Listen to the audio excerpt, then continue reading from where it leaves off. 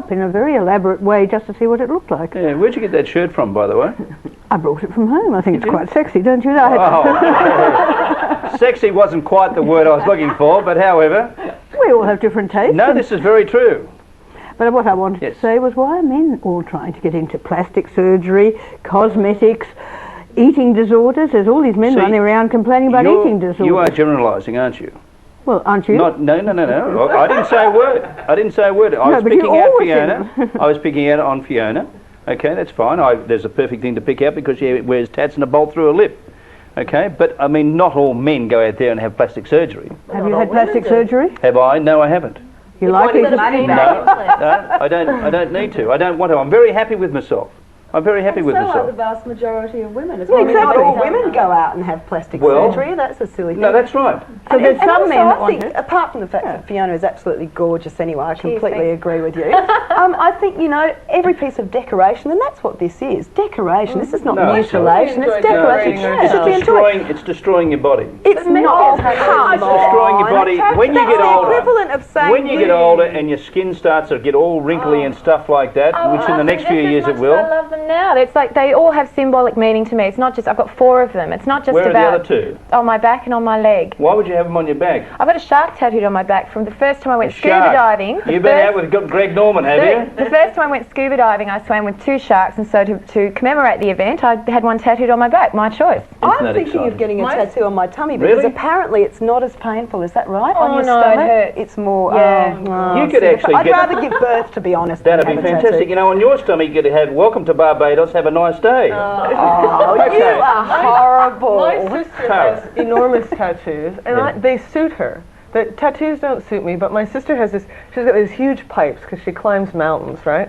She's got these big arms, and she's got this huge tattoo that goes all the way around, and it looks fabulous on her. Like, hey, I think great. It's an expression of who she is. She designed it herself, and then she has that. I mean, it's the right of passage. I think that's cool. Why not? Do you have a tattoo anywhere? No, I don't have any tattoos. You don't? Okay. No. Joe, do you have any tattoos? No, I'm too much of a scaredy cat, unfortunately. I've toyed with the idea, but I'm just not one of those people who could endure the pain, and that's why I'd love to get liposuction or something, and I would if it was painless, but I'm why don't you go and have it? I'm too scared, and I don't think going under the knife or something like that is worth it. Anyway, worth the risks.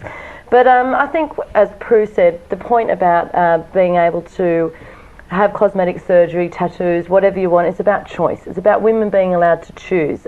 Control, you say women have supposedly come so far in the world. Well, we have come far. We're allowed to choose what we want to do with ourselves and not be told how to adorn ourselves. Well, we did give you the vote. It's not like foot binding or something which men enforced on women in Japan. Eva, just getting back to you, it says here, then why are they still so insecure about the way they look? Do you think women are insecure because they spend a lot of time in front of the mirror, don't they?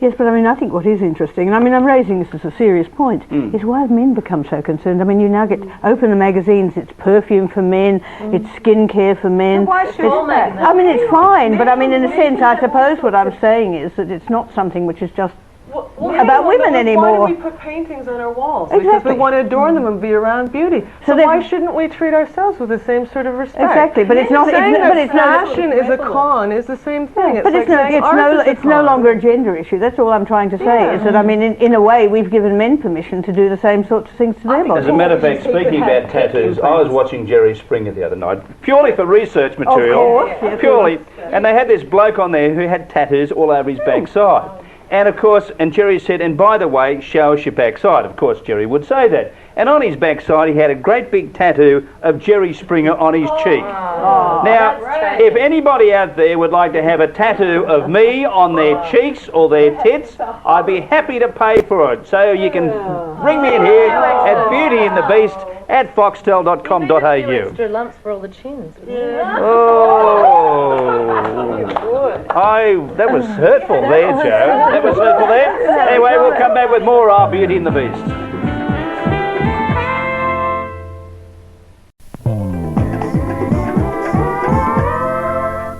And welcome back to the show. We have another letter. Dear Stan, why do you always recommend that people with personal and relationship problems should go out and have more sex? Now, does anyone have any problem with that? While I would not advocate a return to the nervous, frightened attitudes of previous generations, I'm certain that most human problems can never be resolved through people having more and more and more sex. Rather than having more sex, I think many people would benefit from a period of voluntary abstinence. What do the beauties think of this? Glenn on the email. Glenn, look, I have to tell you, you're talking about when we've given some information about when people break up, when relationships break up and things like that. And I was just relating back to my younger days, back in the days when I was 16, 17, 18, 19, 20, when I broke up with my girlfriends every second week. The best way to mend a broken heart, I suppose, is go out and bonk your brains out. Anyway, that's the way I did it. Prue, how did you do it? I don't actually think it's hurtful to be horizontally accessible if you are in control. I think we are cleaning up our act, aren't we? We are, aren't we? Look, no You've sex, been practicing. please, we're on Beauty and the Beast. Yeah. But I think that the thing is that having a sexual relations is probably one of the most intimate forms and honest forms of communication with someone. And it also, I believe, is a great de-stressor. And I think the people who are abstinent, is that the correct word? Abstinent? Yep. Are basically, I think, wizened up, dried, frustrated, pole vaulters who really can turn into wife beaters and rapists and all of the above. You just lost the plot then, didn't you? You had no idea what you're talking about. No, you got halfway through it and you thought, where do I go here? So I'll go down this route. Yes. No, what, if you pardon the expression. Yeah. Okay. Now, So Joe. that doesn't say much about me, does Joe, it? You think I'm I don't believe a you. crinkly... Oh. Sorry. Joe, do you really walk around the streets? Does everybody know that you are Australia's most professional virgin? I know. I'm just a good Catholic girl. That's all. That's all I've ever done. You're just petrified that your mother's going to find out one day that you weren't a virgin. My father, more to the point. Father. He said he'd chop my legs off. Oh dear. Whoa. As a joke. But anyway, I agree with you, Glenn. Everything on this panel always comes back to sex. Comes back to horizontal sex, vertical sex, turtle sex, whatever sort of sex possible. Seem to know a lot about sex that somebody hasn't Well, had it's one. from listening on this panel, and I agree with you. It's not a way to solve a lot of problems that we have to deal with on this show. So yes, I think the panel should look elsewhere for solutions. All right, Tara. I think, Prue, you're a little over the top with your comments. Big surprise there. What do you do, Tara, to solve the broken relationship problem? Because you've had quite a few in your time. I've had quite a few in my time. Well, every time I used to open the newspaper, you're always breaking up with somebody and meeting somebody else. Well, I'm not sure that's entirely true. I will say that people have followed my personal life very closely, and why obviously I've asked for that by putting myself in the public eye, so that's fine. Okay. But I don't think it's entirely realistic to think that everyone you're linked with, you're actually with, or actually having sex with. So I don't think it's easy to say to me, oh, I've got all these boyfriends and whatever. Do you mean to say that everyone that you went out with for more than 6 weeks or more, you never had sex with any of them? No, I didn't have sex with all of them. I didn't say any of them. Well, It's hard to have long-time relationships. yes, I know that. I know that. I'm monogamous. I actually met Peter the other day, as a matter of fact. Very nice man, as a matter of fact. He is. He's a nice guy. He's a really nice man. Yeah. Yeah, and he just said, Stan, you and I have something very much in common. Oh, and what is that? And I said, yes, I know what it is. It's Tara. We both love Tara. Oh, sweetie. What a sweetie. I'm waiting for the backlash. Yeah, go on. I love you. Smack. That's Stan. Can I answer the question? Didn't I? No, see? There you go. See, she talks about sex and she's lost the plot altogether. Exactly. Okay, Rebecca. Well, we're always hearing about Stan's bonkability in his younger days, aren't we? Bankability now, maybe. It's bankability now, it's bonkability then. It's bonkability back then. I am a firm believer, actually, in the fact that abstinence makes the cobwebs longer, and that the best thing, in fact, to mend a broken heart can often be distraction. But I would not suggest that you went out sort of bonking around madly, but sex is a marvellous thing. It's a great inspirer in your life, and I think to deny yourself sex actively for long periods of time is a quite sad thing. But when really. you're starting a new relationship, it can be a good thing. It Well, can I think, actually but not start for off too the long. yeah, but you can actually start the relationship off on the right foot. You get to know each other as minds as opposed to bodies, Oh, and then I let would that flow in. recommend that, But some people yes. really don't feel that way. They want to just jump straight in, and I think that the viewers should know that that can be a mistake. Rebecca, how long is it since, what's the longest period you've gone without sex? Well, I've had a couple of children, so probably towards the end of the pregnancies, it was, there were periods of not a lot of How sexual long? activity. Oh, probably 2 or 3 weeks. Oh, No, I guess, oh goodness gracious, that's a hard one. I mean, with kids you are very tired Before you got married. I probably had sex in the last couple of weeks that I might not remember because I was very tired at the time, but before I got married... Hang on, that you might not remember. Neil's sitting at home saying, hang on, sweetheart, you want me to tap you on the shoulder next time? Did you just feel like a vessel then? Oh, I was a happy vessel though, because, you know, there's not, the thing is about sex, it is a wonderful method of communication and relaxation and all of those things. It should be used for all of those reasons, and I don't ever feel like a vessel during Eva. sex. Yes. You're next, darling. Thank you. What would you like me to say? Well, anything... Darling, anything that comes into your feeble little mind. Well, I mean, I've been listening about your exciting early sex life. You haven't mentioned it recently. I'm just wondering what's been happening recently. I mean, really. But I suppose one of the things that struck me is, I mean, there's good sex and there's bad sex. Let's face it, some people just can't do it. Some people it's boring with. Some people are really very good at it. And I mean, I think we've got to recognise it takes two to tango. And That's right. I think we ought to start talking about the quality of the sexual relations rather than the quantity. You enjoy sex? Yes. Okay, well, that's good. I'm pleased about that. Let's move right along now. Fiona. Don't tell him. No,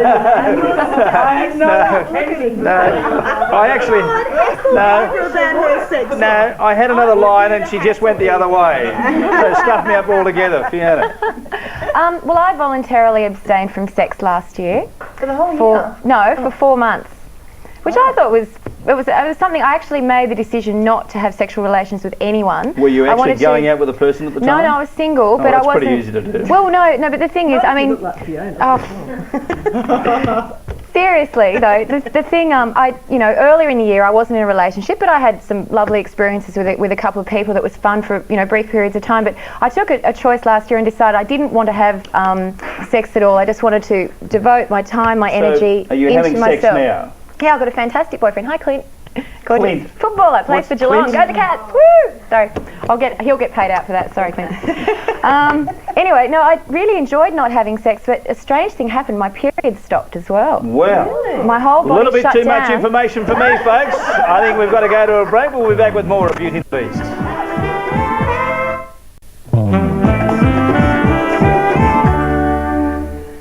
Welcome back to the show, folks. You'll be pleased to know that all the girls have had sex in the break and they're all relaxed and ready to go again. Dear Stand-Up Beauties, I'm a 23-year-old mother of 3 gorgeous kids. I was in a 10-year relationship with an emotionally and physically abusive man. He never hit the children, but I believe my 4-year-old daughter is scarred for life from watching him beat me. I left 4 months ago and the children have been visiting him a lot. I've been forced to visit as well because my daughter won't stay there alone. He's telling me now that he's changed and he's given up the alcohol and the pot, and he begs me to come back to him. I really love this man but don't trust him. Tell me how to be strong and stay away from him. Alex on the email.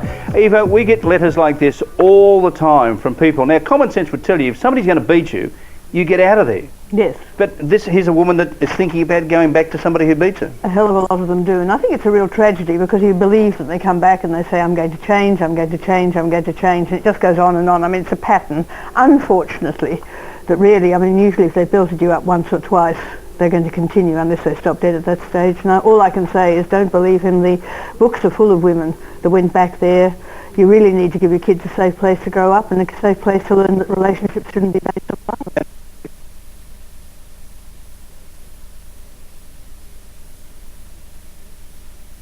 To go through what a lot of women went through in the 40s, 50s and 60s. Well, that was one of the advantages of feminism. You see, we managed to set those refuges up. But I think what's really important for women is to recognise that that sort of behaviour doesn't change easily, and very rarely will it change unless people have got the right sort of support and have actually done something. Just giving up the grog and the pot's not going to Well, it's a big move though, isn't it? Because, if he's given up the booze and given up the pot, at least he's made a decision to try and improve his life. Yeah, 4 months?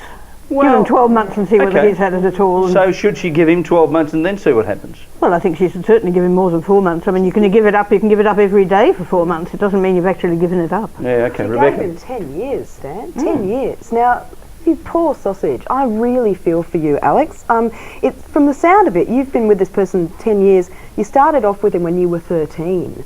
What a shocking person he is for a start. He's given you 3 children, and I'm very glad that you have beautiful children. and that is apparently the only wonderful thing that he has given you. You have been strong, good on you. You left, you took your children away to protect them and to protect yourself, and that was the most important move you could make. Why they're seeing a lot of him, I don't understand. It sounds to me... Kids. I mean, the kids are going to... The little girl doesn't even want to be with him. Yeah, okay. The little girl doesn't even want to be Obviously, there. there is a problem there, and if mum's going there, that's fine. Mum can stay with the little girl. The little girl is unhappy, mum's unhappy. The whole thing sounds to me like Alex is off on the right path, but she's not quite sure of her path. Be sure, darling. Seek help. You are doing the right thing. Get out of the hands of this idiot, but make sure he gives you some money to help support the children. All right, Prue. Yeah, well, you're asking us how you can be strong. Just look at your children. Do you want to give your children that legacy of fear? And that's what they have already. I mean, if your little girl is that scared, I would also be very concerned if I had sons involved. That, you know, what have they learned? What are the lessons of that 10-year relationship that your sons have learned? That it's okay to abuse? I wouldn't trust this man for a minute. I wouldn't forgive him. I would get on with my life and get as far away from him as possible. And just keep looking at your kids. That's your strength and your motivation. Okay, Fiona, a lot of women out there do forgive and forget all the past injustices that their men have delved out. No, I think in this situation, the problem with abusive relationships is often they're addictive, and often, I mean, to be honest, in my early 20s had a couple of really shocking relationships where I was emotionally and physically abused. What, some bloke used to belt you? Yes. I'll say that on camera, yes. It was 10 years ago, but yes, and it was a difficult chain. It went through... Was this a regular pattern? Yes. What, just every week? Sometimes every night. I've addressed it in one of my books about the issues. But because of what? To drink? Because of drugs? No, because, well, maybe a little because of drugs, like certainly pot. I think everyone tolerates pot, but I think it's one of the most evil drugs. I'll just say that I think marijuana sucks, the big one. It's just the most, the effects are so insidious and people just don't realise. They think it's all passive and all easy. It's not. It encourages So how long did you stay in this relationship? And insecurity. How long did you stay in this relationship? Oh, one of them went on for a few years, because this is what I was going to say. They become addictive. You think that one of the patterns of an abusive relationship is the guy manages to convince the woman that it's her fault. And I used to think, if I don't say the wrong thing, if I don't look at the wrong person in the wrong way, or, you know, if I just learn how to play this game and do it properly and don't get anything wrong, everything will be all right. But the thing is with these guys, they change the game, they change the deck of cards, they change the deal. You just never know, and you spend your whole life like tripping over yourself. Do you find that you can't trust men after that relationship especially? No, I mean, well, you know, 10 years on, I'm happy to say I've broken the pattern, but it took a long time. I went back into similar relationships because I expected I deserved abuse. Well, but how can I, honestly... No, and this is what I'm saying. Guys and women, because women can be, you know, just as abusive to men, though unfortunately it's much more often the other way around. This is what confuses me. You're a very intelligent woman, and you say that you went into the next relationship and you expected the abuse. It was I'm not going to get too esoteric, but it was a journey I had to go through, a self-discovery thing. I had to discover my self-worth, my self-value, and sometimes the people that are the cruelest to you are your greatest teachers. Okay. So, you know. Very quickly, Tara. Abuse is psychological and not just physical, and that is why women stay, and that is why women come back. And I speak to a lot of police officers in my research, and they tell me over and over again how frustrated they are because these women will call them up and they are beaten, and they say, help me, and they try to give them help, and eventually they go back to the man who beats them. All right, Joe. Very Just sad. quickly, I saw a movie last night called Pay It Forward. It's Kevin Spacey and Helen Hunt, and it deals with this issue, and I think the most important thing to come out of it, and Alex, you're looking for strength, I'd suggest go and seeing this movie, because the most important thing that comes out of it is,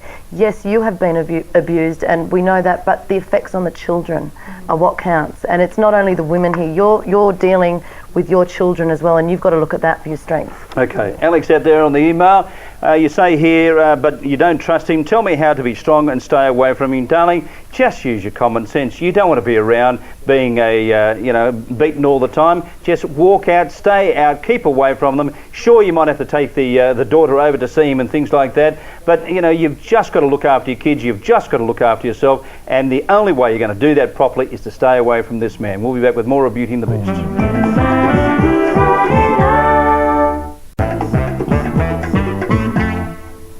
Welcome back to Beauty and the Beast. Well, we all love the gossip pages, don't we? All love reading the newspapers and the magazines and finding about all the gossip and all that sort of stuff. And one person that writes a lot of gossip around Australia is Joe Casamento, and you've got some interesting things to tell us. Yes, I've been dying to get this one off my chest, Dan. Especially, I think it's you've got a particularly... nice chest too. How did I know he was going to bring it down to that level? Anyway, I want to say that I am sick and tired of reluctant celebrities who claim they want to maintain a private life, and yet at every possible opportunity, particularly where money is involved, they can't wait to shove it down the public's throats. I mean, take Stan Grant and Tracy Holmes, who have come out with yet another exclusive interview. This time it's with the Women's Weekly. So they can invite readers into their private lives. They can kiss and cuddle and canoodle on the lounge and do all that sort of stuff in their private home. And yet as soon as something happens that the media begins to chase, they don't want to talk about it. I think if you want to remain anonymous, you can. There are plenty of celebrities who maintain a semblance of a private life. I say if you want to have a life outside of the public eye, it is very possible. There are great examples of this. Colin Friels, Judy Davis, all those sort of people. But if you're going to do the deal with the devil on the fame side, it is a double-edged sword, and you have to take the flip side of it on the chin. You sound like you're really jealous that you missed out on the story. On what story? On the story. We didn't. I don't know if you read the paper today, but yes, we didn't. I know, but you missed out on the big story there. No, I don't know if you remember the Daily Telegraph actually broke the story. I know, but that was just a few lines rather. I mean, what we're talking about is a big story about finding out all the details, what they may be going to call the baby, etc., etc. Well, I don't really care about that. That was just an example. I'm talking about celebrities in general. People like Russell Crowe, who 10 years ago were desperate to get their names in the column. In fact, he fired one of his publicists or severely berated her because he couldn't get his name in our column. That's 10 years ago. 10 years on, he doesn't want a bar of it, and he says, oh, I hate fame, I just want to act and I want to be really serious and blah, blah, blah, blah, blah. You can do that if you want to. So what are you angry at them for? I'm just angry at hang on, are you angry for them because they didn't ring you up and say, listen, we want to give you the story? I'm or talking are about you when angry they go on national television and go, oh my gosh, it's horrible, we're being persecuted. I mean, you don't have to be those, you don't have to invite people into your house. Sell your wedding. If you sell your wedding, you're asking people to want to know about your private relationship, to know when he proposed, you're asking people, the public, to buy magazines and watch you on television to do that. So I think you've just got to, I just think you have to expect the opposite when you say get a divorce. You've got to expect that the public's going to want to know about that as well. All right, Tara, you agree or disagree with that? I think Joe's right. I think Joe is absolutely right. People, if they're in the public eye, they make those choices. I've made those choices, and sometimes it's hard. Sometimes you regret the choices that you make, but you make them and you have to pay for that. And see, there are Tara's a great example of someone who knows the game. I mean, there are people out there, Catherine Zeta-Jones on a bigger scale. But she plays you all off a breakdown. Yeah, but that's how it works. She only has to pick up the telephone and say to you, this is what I'm doing today, and you write it up. Or they phone me and say, we're doing a story and we would like to get a quote from you about some issue. Yeah, and if we hear a rumour, she's accessible, so we can ring her and she can say, oh, that is complete hogwash, and we won't write it. And we'll say, these rumours are complete hogwash. I've rung Fiona on one occasion, a particular rumour, and she said it was complete hogwash, and we wrote that. Well, that she hasn't had sex for 4 months. Yeah. I wonder if it was... We've both thought about that a lot, haven't we? Yeah, so I mean, I'm just saying that people have to expect the flip side. It is important to recognise, though, that not all people in the media are fair. Yeah, okay? No, I understand so that. When you take this on, you expect a certain amount of fairness, you would hope, and sometimes they are nasty to the point where it is unnecessary. So I think you have to realise everyone's doing their job. Joe is doing her job, I'm doing mine, and we can be fair to each other, and that's fine. Yep. Sometimes... But okay, but if you are in the public eye and you wanted to get a story out, and it's a big moment like this, having your first baby, etc., isn't it better to choose the media that you're going to go through? And, you know, some people will say, oh, it's terrible to get paid money for it. No, it's better to choose it. Because they will get it anyway. They will get the story anyway. They will put it out. They will get the candid shots for you walking down the beach arm in arm or whatever. It's better just come out and say, hey, this is the person that I'm in love with, and isn't this great? And fine, it's good. It's good for people to see happy news in the papers. Okay, Fiona? You want to. Well, I think, you know, when you're working in the public profile, it's your public, you know, arena. It's part of the job, and one of the reasons that celebrities, for want of a better word, can demand huge money for stories and things is because they only have a job if the public are interested in them, and they should respect that. And as much as it is unfortunate that sometimes really unpleasant things are written, it is good to take control of the media and present your own story on your own terms when you're in this position, when this is what you do for a living. But the only reason we have a job is because the public are interested in what we do. If you're operating at that sort of level, you know, like as a media-oriented person. Okay, Prue? I think we have to look at where the barriers are. I can remember a very well-known, very famous Australian television performer, and there was a report that that person, I won't say the gender, was having an affair, and I remember that there were media who were hiding in bushes. staking this person and the so-called lover out for months. Now, where do you draw the line on all of this? And I think that sometimes the barrier is overstepped. I agree with what Joe's saying. I think that if you want to exploit the media for your own devices, then you have to accept that they will exploit you at times. But sometimes I think we just go a little bit too far. Okay, Rebecca. Well, I think you can choose which bits of you're going to sort of shove in the public's faces. And I think there are people that we know well who are wonderful actors and very much in the scene and talked about, but we don't know anything about their kids and we've never seen, and they choose that. And I think, and I respect that, and I think that's wonderful that they've chosen to be involved in the business and be involved to the extent they have to, but they've chosen what to expose and what not to. And kids, I think, is one that you should keep it. I think it's an interesting issue because I think there is a whole gossip industry, if you like. There's a whole process by which we love to all read gossip, don't we? Yeah, and it feeds on itself, and you've got the A-lists, you've got the parties, you've got the the PR people, you've got all of that. And I mean, that all happens. And if you're part of that, you accept it. If you're not part of that, you depart it. But all I can say in relation to the media generally, that sometimes, I mean, a lot of women complain, particularly feminists complain, they get a bad deal out of the media. I haven't very often, and I think it's partly because I understand what goes on, and there's a set of expectations, and sometimes you give people what I call a feral feminist bit because that's what they want. But I think that there is a sense in which people can't decide that they're going to flirt with the media in that full sense of of titillating them about something and then withdrawing, and I think that's when people start getting into trouble. We have some good journalists and some bad journalists, and I can remember a time when I went through some bad financial problems 11, 12 years ago, and a couple of journalists rang me up and I said, look, I just don't really want to talk about it.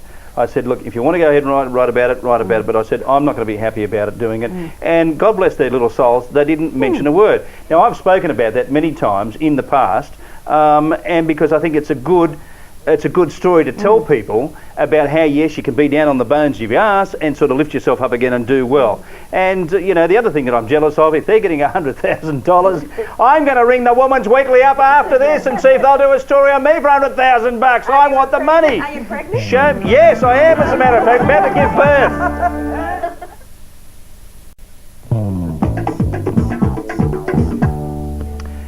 Nice to have you back on the show. Yes, we have had a call from the Women's Weekly, and I'm going around there afterwards. But they were talking about having my legs up in stirrups. What does that mean? Oh, okay. It's probably for a cover shot, be your best side, I'd say. Yeah. Okay, well, that'll be interesting to see what happens there. Anyway, for $100,000, they can have me anyway. No. I wouldn't walk across the street for that. Dear stand-up beauties, why do women keep popping out children when there are far too many people in the world already?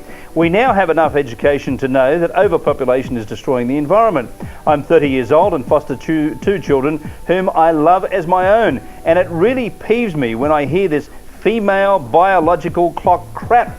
If a woman needs to nurture a child, there are plenty around who need it. Joe on the email, Rebecca. Oh dear Joe, you're obviously very tired after looking after your children, and you've forgotten that we live in a democracy which involves choices, everyone being able to make their own choices. Now, I'm glad that you're fostering the kids that you are. Good on you. Giving love is a wonderful thing. If we would loosen up some of our adoption laws and make it easier for a wider range of people to adopt children, then things might be very different. The bottom line is, though, that we live in a society where you make a choice. You decide, I want to have a child, and if you're capable of doing it, you can do that. We almost have a zero population growth in this country anyway. What I think you should focus on is us loosening up the adoption rules so that more people, greater groups can adopt. Okay. In Norway, they've just allowed homosexual couples to adopt. Tara, do you have children? No. Are you going to have children? I would like to one day, yeah. I hope I'll be that lucky. You'll see me after the show, okay? Well, Women's Weekly. Yes, yeah, well. Hey, Tara, you and I, $500,000. No, actually, we'll go for $1 million on this. Oh, God. That's after you've given birth to yours, okay. No, I agree with Rebecca. It's about the adoption laws. I mean, obviously, Joe sounds extremely angry, and I'm not really sure why. Because you're right, we don't have a problem with overpopulation in Australia, just like where my homeland, Canada, actually this is my home now, but they don't have a population problem there either. So there are issues in other places, and I don't think it's really fair to just say to people it's a silly thing to want to have kids. It's very natural. Okay, Prue. I think that the point you're making is that there are thousands of children who are sitting there who would love to be loved, to be taken into a family environment.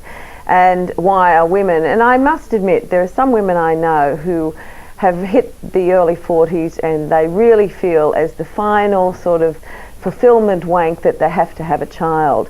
They're not really taking into consideration. What do you mean the fulfillment wank? Because I mean, you're saying that because you don't have any kids and you don't want to have any kids. Because but I you don't call feel it I need to be but okay, fulfilled you're by having saying, a child. There are some but women you're saying, who do. You're saying a fulfillment wank. Because Other I people believe out it there, is a wank because they're not really thinking about the child. They're not thinking about whether they would be the right into the right family environment, that it is an accessory to them.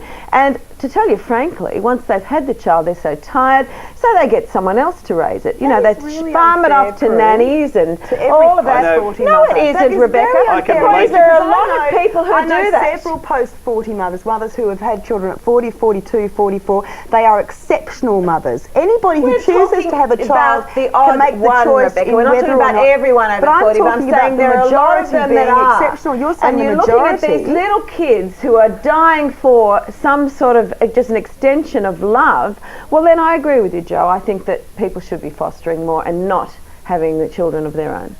Eva. There's not enough nice, white, whole babies for people who want that, unfortunately. And I mean, most of the people who want babies want, unfortunately, they want their own, or they want one that looks like them and all of those things. There's a lot of kids around that do need it, but not of the sort which people want. So, I mean, if you like, there's a market mismatch. It's a hideous term, but it actually... So how do we solve that problem? Do we clone kids now? Is that the way we want to do it? It becomes a real issue about whether or not... I mean, women are not having as many babies as they used to. We're below... But why is that? Because it's too bloody hard. Yeah. It's too bloody hard to try and deal with the fact that you try and have babies in an environment where there's very little childcare, or it costs too much, where you know you're not allowed to work part-time because you're regarded as only being a sort of a thing. It is still a difficult situation. I have a friend of ours actually, she's in her early 50s now, and she's said all the way through her 30s and 40s she didn't want to have any children. Well, when she got to her 50s, and my wife said to her, do you have any regrets? And she said, I only have one regret, and that was I didn't have a child. Okay, but so many people though do get say on with life and not be a bloody see, but that's been too hard. Emotional wanker. But that's been too hard though. No, it's not. She's finally got to the age of 50. She's finally got the age of 50 and said the only one regret that she didn't have any children. Look, Buy a dog. Yes, I mean I've had a child. Well, I mean your boyfriend's already got a dog and it's called Prue. Yeah. That's all we have time for on this particular segment. Well, I'm sorry, but we've run out of time. And I wanted to just talk in favour of being adopted. Well, listen, I'll tell you what we're going to do. We're going to have a break and then we're going to come back and talk about Fiona and her adoption. We'll be back very shortly.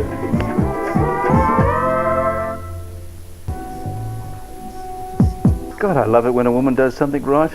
Beautiful. Very well read. Now, let's just get back. No, that's right. Let's go back to Fiona. You were saying to us about this particular subject. You were adopted, right? Yes, I am adopted right here, right now. And I've got an adopted brother and sister, Greg and Samantha. One thing that we're always told, my parents told us, was that as adopted children, we were very loved and very wanted. It's possibly more so than a biological child that comes along by accident, because my parents, even the adoption laws have got tighter since I was adopted in the 60s. We were actually allowed 3 children in our family, but the laws changed and you weren't allowed to adopt more than 2 children, I think in the 70s. But as an adopted child, I've always felt loved by my parents. So issues come about. I have met my biological parents, which is a privilege. So how did that come about? Well, I looked for them in my 20s when the laws changed, but I left it for a while, waited to my late 20s. So, okay, you found out, you had the meeting. What was that like, the first meeting? The most uncanny meeting was, for me, was meeting my mother, because I look like her. And to meet a human being that I looked like was really quite confronting. And in some ways I resented her. It's really, I mean, it's a story unto itself. So this is a fair while ago? 5, 6 years ago now. Okay, have you kept up the relationship? With my mother I've stayed in touch with, and she's like a good friend, but it's improved. When I say my mother, my biological mother, my parents are the people that brought me up, Barbara and Kevin, who put the time and the energy into rearing me, because I was a rebellious child. But did you ask Mum why? Did you ask your biological mum why? I was born out of wedlock in a situation that didn't, in the 60s, they couldn't get married. That's just the facts. And I was lucky because, you know, I was lucky to be born, because there was a potential there that I wasn't going to be.